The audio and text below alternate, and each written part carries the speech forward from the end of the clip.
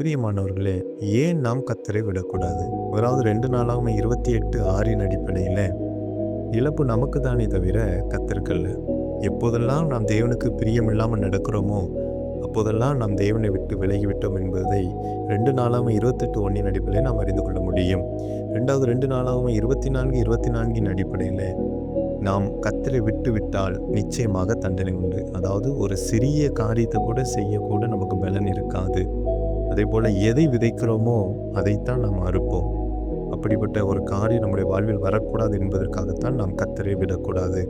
2 நாளாகமம் 21:10 அடிப்படையில் நமக்கு கீழ் உள்ளவர்களும் நம்மளை அசட்டை பண்ணுவார்கள், எதிராக நடப்பாங்க, அதிகாரம் பண்ணுவார்கள், மதிக்க மாட்டார்கள். கடைசியாக நம்ம பார்க்கும் பொழுது 2 நாளாகமம் 24:20 அடிப்படையில் தேவனும் கைவிடுவார்.